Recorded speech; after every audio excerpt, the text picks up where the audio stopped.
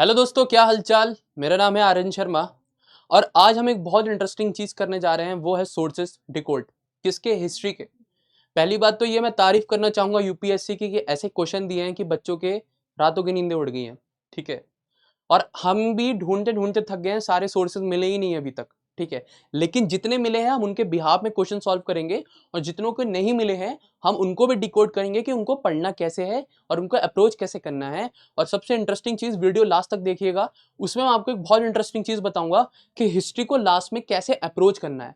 15 से 16 क्वेश्चन इस बार आए हैं टोटल। ठीक है। आर्ट एंड कल्चर अगर आए तो उसमें और एड ऑन कर लो, लेकिन हिस्ट्री के 15 क्वेश्चन एज इट इज आए हैं। ठीक है। तब उनको पढ़ेंगे एक एक करके और उनके सोर्सेज देखेंगे। तो बिना समय गवाए स्टार्ट करते हैं। ठीक है बच्चों। पहला क्वेश्चन जो है हमारा, पहला क्वेश्चन बोल रहा था Junagadh inscription goes on to tell us that during the reign of Rudradaman in the year of 72 of the Shaka era, year of 72 Shaka era, ठीक है, they occurred a terrible storm which would be the time in CE of the occurrence of the terrible storm। ठीक है। Options हैं आपके पास बच्चों, 150 CE, 181 CE, 130 CE और fourth है 120 CE। ठीक है। पहले बता देता हूं इसका जो सोर्सेज है, वो इसका सोर्सेज है हमारा उपेंद्र सिंह। ठीक है। सोर्सेज है इसका उपेंद्र सिंह। ठीक है। और इसका जो आंसर है वो है 150 CE। देखिए यहां लिखा है, A 150 CE inscription of the Shaka ruler Rudradaman records the beginning of the construction of the water reservoir known as Sudarshan Lake in the 4th century BCE during the time of the Maurya Empire Chandragupta. ठीक है। चलो, तो अगर मैं आपको बताऊं तो पहले तो इसका सोर्सेज उपेंद्र सिंह है। ठीक है। उपेंद्र सिंह को पढ़ना है या नहीं पढ़ना वो मैं सब आपको बाद में बताऊंगा। नेक्स्ट क्वेश्चन पे चलते हैं हमारा। नेक्स्ट क्वेश्चन है बच्चों, consider the following eras in early India. ठीक है। एराज के ऊपर क्वेश्चन पूछा गया है, एराज पे हमें बात करनी है। तो पहला जो है वो है हमारा शाका एरा, दूसरा है हमारा कालाचूरी एरा, तीसरा है विक्रमा एरा, चौथा है हर्षा एरा और पांचवा है गुप्ता एरा। ठीक है। अब पूछ रहा है which one of the following is the correct chronological order above eras starting with the earliest. ठीक है। अब इसको डिकोड करेंगे। सोर्सेस फिर बता देता हूं, sources is Upendra Singh. Sources क्या है बच्चों? सोर्सेस हमारा है उपेंद्र सिंह। इसमें देखो, ठीक है, सबसे पहले देखो यहां से इसका आंसर मिलता है, विक्रम एरा सबसे पहला है। ठीक है, 58 BCE। अब देखो इसमें ऑप्शन जो दे रखे हैं ना, इनके जो एरास के ईयर है उनको भी याद रखना। पता नहीं अगली बार क्वेश्चन ऐसे पूछ ले कि विक्रम एरा का कौन सा बीसी टाइम पीरियड है। ठीक है। या आपका शाका एरा का क्या है। बेसिकली बच्चों को विक्रम एरा और शाका एरा का तो पता होता है, लेकिन काला चूरी हो गया, ठीक है, गुप्ता हो गया, इनमें बच्चे कंफ्यूज होते हैं, चाहे फिर आपका कोलम एरा क्यों ना हो। ठीक है। 824 CE। ठीक है। तो इनको याद रखिएगा। ठीक है। अब यहां पर हम शुरू करते हैं आपका शाका, कालाचूरी, विक्रमा, हर्ष और गुप्ता। देखो चलो, पहले आपका हम लगाएं तो विक्रम एरा आ जाता है। विक्रम एरा जो है आपका, ठीक है, तो यहां पर हमारा थर्ड पहले हो जाएगा। अब इसमें से थर्ड कौन सा है? तो हमारा यहां पर बी और डी दिख रहा है। ठीक है। बी और डी दिख रहा है। आगे देखते हैं शाका एरा। शाका एरा हमारा हो जाता है फर्स्ट। ठीक है। तो 3 के बाद 1 तो दोनों में, ठीक है, इसे एलिमिनेशन मेथड बोलते हैं बच्चों। ठीक है। अब अच्छा ठीक है, अब तीसरा देख लेते हैं। इसमें जो हमारा दे रखा है काला चूरी चेदी एरा 248 CE। ठीक है। तो हम इसको कर लेंगे। तो यहां पर आपका हो जाएगा 312, मतलब D is the right answer. 31254 is the right answer, मतलब option number D is the right answer. ठीक है। और सोर्सेस क्या है हमारा? फिर से उपेंद्र सिंह। चलिए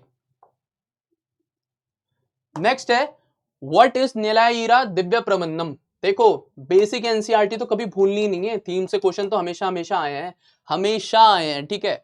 इसका तो आंख बंद करके जिस बच्चों को एनसीईआरटी पढ़ी होगी ना, वो इस आंसर को टिक करके आ जाएगा। ठीक है। इसमें देखो, for the instance one of the major anthologies of composition by the Alvars the Nalayira Divya Prabandham was a frequently describe as the Tamil Veda. इसको आपको पता है, नीलायरा दिव्य प्रबंधम को तमिल वेदा माना जाता है। ठीक है। और ये किससे एसोसिएटेड है? अलवर से एसोसिएटेड है। ठीक है। आपको पता है निरामार और अलवर दो थे, तो इसमें पूछा गया है the composition by the Alvar compiled in the form of anthologies, तो A is the right answer. ठीक है। ये क्या हमारा सोर्स? Theme NCERT.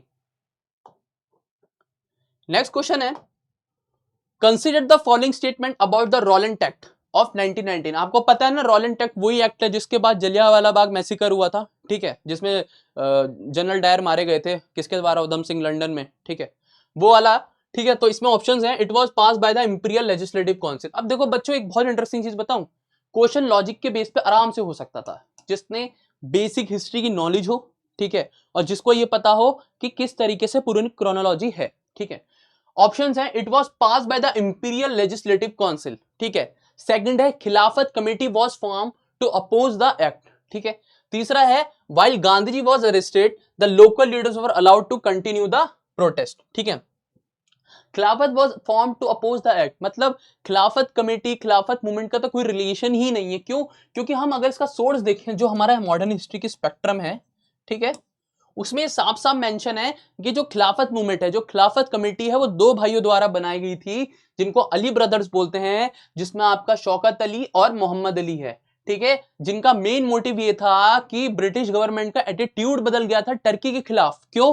क्योंकि वर्ल्ड वॉर वन हुई थी, जिसमें टर्की वर्ल्ड वॉर वन में हारा था। इसकी वजह से उनका एटीट्यूड बदल गया टर्की के खिलाफ। क्यों? क्योंकि पूरे वर्ल्ड में जितने भी मुस्लिम थे, उन सबके जो राजा, मतलब राजा इन द सेंस जो एक खलीफा बोलते हैं ना, हेड, वो टर्की में बैठते थे।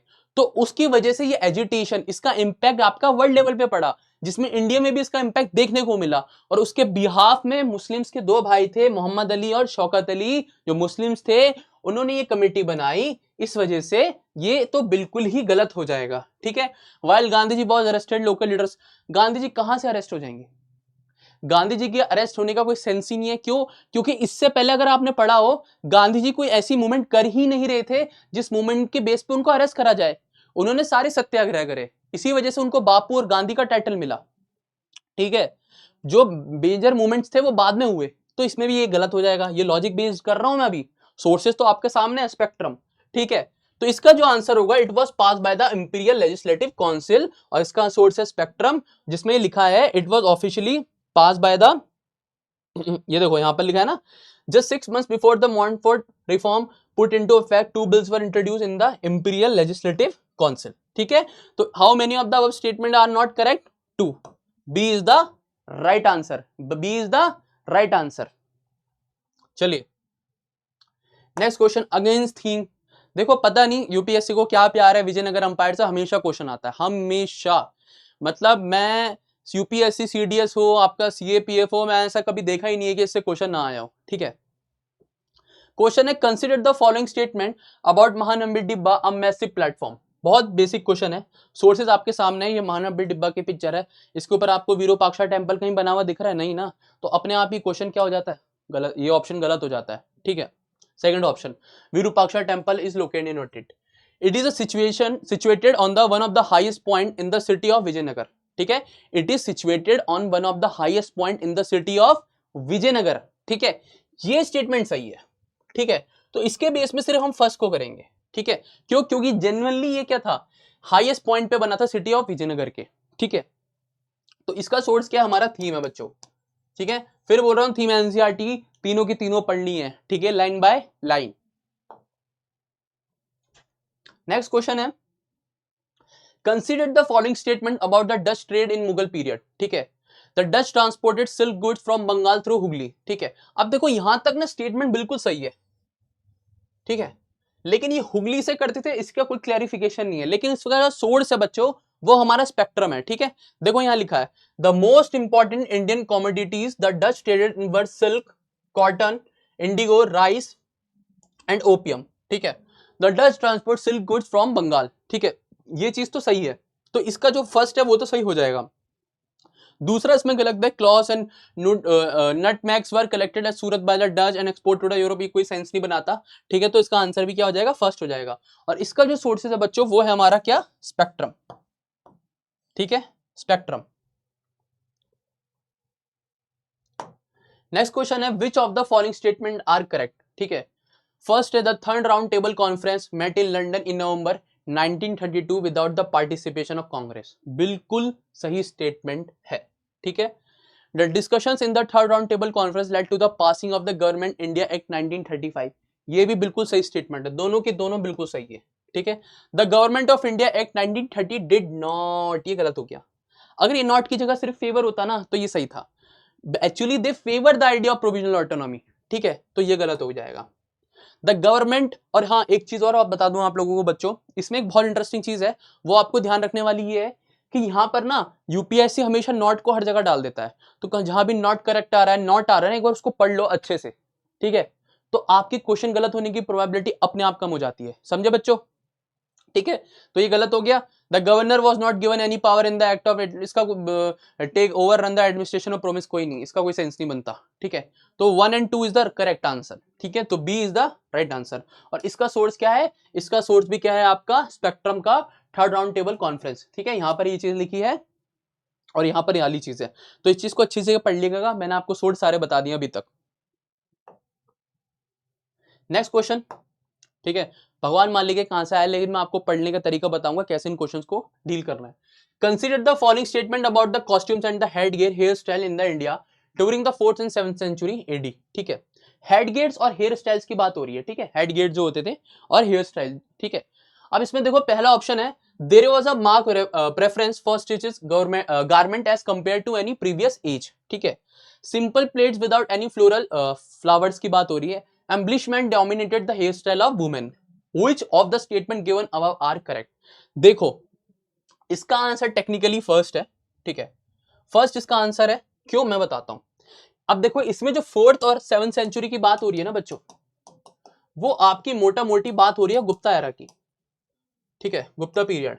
और आपको ये चीज पता होगी कि जो गुप्ता पीरियड था basically it's a golden age, it is a golden age, ठीक है,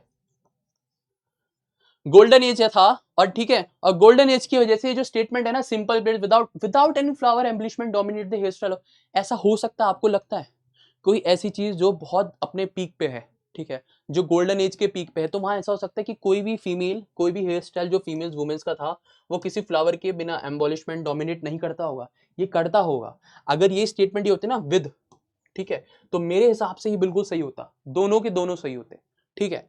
तो ये क्वेश्चन का रेफरेंस कहाँ है, सोर्सेज क्या है, ऐसा कोई पर्टिकुलर मेंशन नहीं है, मैं आपको सच बताऊं जेन्युइनली, बट ये क्वेश्चन जो पूछा गया है ना, ये आपकी क्लोथिंग से पूछा गया है, ठीक है, जो हम गुप्ता एरा के बारे में पढ़ते हैं, और ये बेसिकली आपकी फैशन डिजाइनिंग जो हम आप बीएससी करते हो, मास्टर्स करते हो, उसमें ये क्वेश्चन आने के ऐसे क्वेश्चन पूछे जाते हैं, या फैशन डिजाइनिंग में होते हो, ठीक है, वहां पर ही चीजें होती हैं। तो टेक्निकली इसका आंसर क्या हो जाएगा, फर्स्ट हो जाएगा, समझे। चलिए नेक्स्ट क्वेश्चन है, ठीक है, इसका सोर्सेज तो बिल्कुल नहीं पता, बहुत स्ट्रेट फॉरवर्ड क्वेश्चन है। Consider the following pair of text and their subjects, but फिर भी हम इसको ट्राई कर सकते थे क्या, डिकोड करने के लिए अपने लॉजिकल सेंस से। तिलक मंजरी, ठीक है, निगांतु मेडिसिन, जनिककरण और लॉजिक, ठीक है, मतलब बेसिकली 3 चीजें दी गई हैं। तिलक मंजरी किससे एसोसिएट बताया गया है, मैथमेटिक्स से, निगांतु मेडिसिन से, और जनकीहरण किससे, लॉजिक से। Which of the pair given above is are correctly matched, ठीक है, वैसे इसका आंसर बी है, 2 ओनली, ठीक है, निगांतु मेडिसिन, ठीक है, तिलक मंजरी मैथमेटिक्स से है, और जानकी हरण आपका लॉजिक से है, ठीक है। तो इस चीज का सेंस ये काफी लॉजिकल, मतलब you know it's so tough, बहुत टफ क्वेश्चन है, मैं इसको टफ कैटेगरी में रखूंगा, पता नहीं कहां से पूछ लिया है, ठीक है। तो इसका आंसर आप याद रखिएगा, इसका आंसर जो है निगांतु, निगांतु गलत है, मतलब मेडिसिन निगांतु से एसोसिएटेड नहीं है, ठीक है। चलिए नेक्स्ट क्वेश्चन, ठीक है, अब्दुल रजाक की बात हो रही है, आपको पता है इंसान थे जिनका नाम था अब्दुल रजाक समरकंदी, ठीक है, ठीक है, और ये किसके टाइम पे आए थे, देवराया, जो विजयनगर अंपायर के एक क्या थे, किंग थे, ठीक है, उनके टाइम पे आए थे। क्वेश्चन ये पूछ रहा है सिंपल, ठीक है, कि Abdul Razzaq the traveller to Vijayanagar had referred to the presence of a number of flower merchants in the Vijayanagar and noted a particular flower that seemed as a necessary food to the people of that part, ठीक है, यह line याद रखिएगा, food to the people of the part, which variety of flower, which variety of flower was being referred by the Abdul Razzaq, ठीक है, मेरे हिसाब से इसका आंसर लोटस है, और मैं इसको लोटस ही मार्क करूंगा। रीजन बिंग क्यों, आपने विजयनगर में एक चीज पढ़ी होगी, लोटस महल, लोटस महल क्यों, क्योंकि इसका सोर्सेज भी कहीं है नहीं, ठीक है, इसका भी सोर्सेज कहीं डिकोड नहीं है, बट जितना मैंने पढ़ा है उसके हिसाब से मुझे ऐसा लगता है कि इसका आंसर लोटस होगा। क्यों, क्योंकि मैंने आपको बताया कि लोटस महल था विजयनगर अंपायर में, ठीक है, जिसको एक रिलीजियस और डेली कल्चर के पार्ट के पॉइंट ऑफ व्यू से देखा जाता था।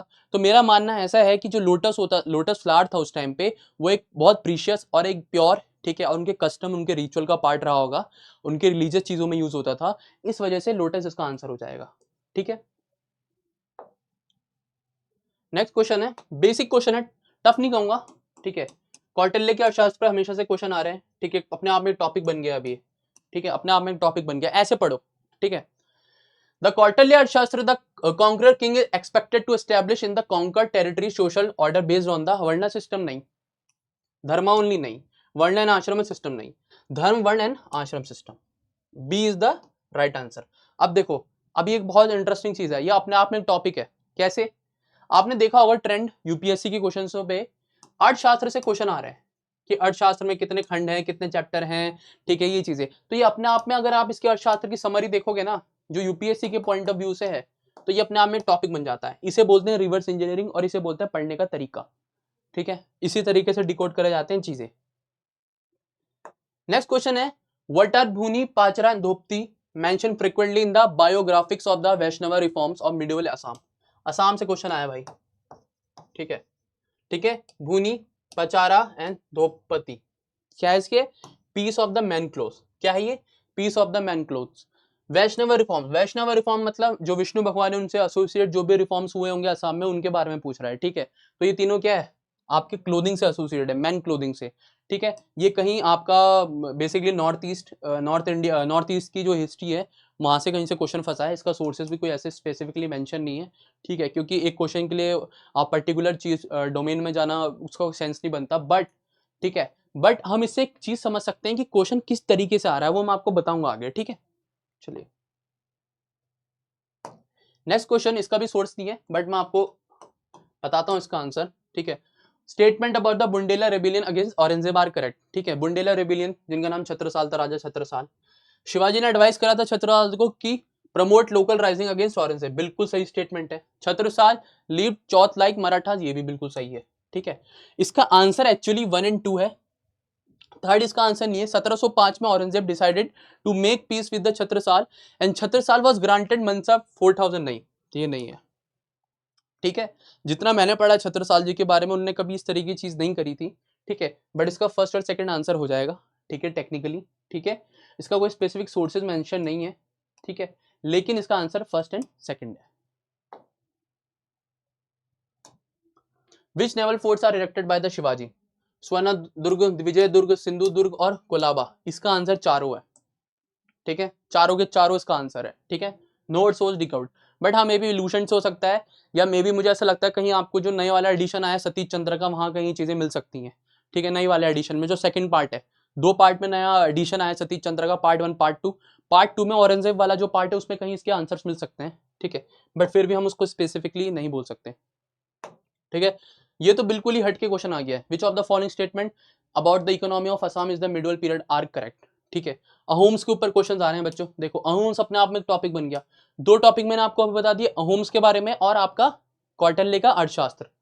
Ahoms cast excellent match logs and made first red gunpowder and artillery pieces, ये बिल्कुल सही है।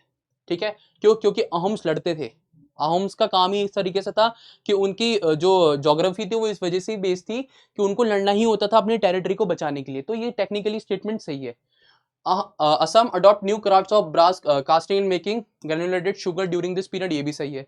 Sarthebari village Kamrup was known for skill in metal casting, बिल्कुल सही। ठीक है, तो तीनों के तीनों सही हो जाएंगे यहाँ पर, 1 2 3, और D is the right answer. ये कहीं स्टेट पीसीएस का कोई बच्चा होगा ना जिसने अहोम की असम की हिस्ट्री पढ़ी होगी, वो इसका सही आंसर दे देगा। इसका भी कोई स्पेसिफिक सोर्स मेंशन ऐसा है नहीं। ठीक है, और इसी के साथ हमारे सारे क्वेश्चन खत्म होते हैं। लेकिन क्वेश्चन खत्म होने से पहले मैं आपको कुछ चीजें बताऊंगा कि इस बार हिस्ट्री को अप्रोच कैसे करना है। देखो, हिस्ट्री की बात रही, पहले तो एक बात याद रखना, 15 से 16 क्वेश्चन हमेशा आते हैं, ये तो फिक्स है ही। कभी कभी 18 खींच सकते हैं, लेकिन 15 से 16 तो है ही। ठीक है, अब मैं ये तो बोलूंगा नहीं कि स्किप कर दो, लेकिन जो बेसिक चीजें, मैं बस ये चीज कहूंगा कि 6th 7th 8th और 12th की एनसीईआरटीज, 12th की एनसीईआरटी मतलब हो गई आपकी थीम्स, इनको तो पढ़ो ही पढ़ो। ठीक है, और 6th 7th 8th। अब मॉडर्न स्पेक्ट्रम पढ़नी है आपको, चैप्टर 4 से लेकर चैप्टर 36 तक पढ़नी ही पढ़नी, 32 तक तो पढ़नी ही पढ़नी है। ठीक है, अगर मैं आपको एंशिएंट और मिडिवल की बात करूं, मैं आपको नहीं बोलूंगा कि उपेंद्र सिंह में जाओ या सतीश चंद्र में जाओ, वो आपके लिए कोई सेंस नहीं बनता। ठीक ठीक है, सतीश चंद्रा में जाओ। ठीक है, मिडवल के लिए मैं आपके लिए बोलूंगा कि जो ओल्ड एनसीईआरटीज हैं, ओल्ड एनसीईआरटीज पे जाओ। ओल्ड एनसीईआरटी सतीश चंद्रा और आर एस शर्मा, ठीक है, इनको पढ़ो। ठीक है भाई, देखो इतना पढ़ोगे ना, और फिर लास्ट में अगर रिवीजन करना है, लूसेंट, मेरे कहने पे एक बार इतना अटेम्प्ट ट्राई कर लो। ठीक है, बाकी इससे भारी क्वेश्चन आ जाएगा तो फिर वो सबके लिए बाहर है ना बच्चों, तब तो फिर वो सबके लिए हो गया। लेकिन ये बेसिक जो मैंने आपको बताई चीज तो आपको फॉलो करनी ही पड़ेगी। ठीक है, तब जाके आपके हिस्ट्री में खड़े होंगे। ठीक है, मैं गारंटी दे रहा हूँ जिस बच्चे ने हिस्ट्री पढ़ी होगी ना अच्छे से, मैं बता रहा हूँ वो 6 से 7 क्वेश्चन ही कर पाया होगा। 6, 5, 6, इससे ज्यादा नहीं। ठीक है, बाकी कर ही नहीं पाया होगा 6-7। ठीक है, तो अगर आप तुम्हारे 6-7 क्वेश्चन कहीं से ठीक हो रहे हैं तो वो तुम देख लो। ठीक है, सिलेक्शन का सबसे बड़ा सिद्धांत यही है, कट एंड थ्रोट कंपटीशन है। ठीक है, इसी के साथ हमारा लेक्चर खत्म होता है। ठीक है, ध्यान रखो और पढ़ते रहो, फिर मिलेंगे नेक्स्ट वीडियो में। तब तक के लिए सबको जय हिंद।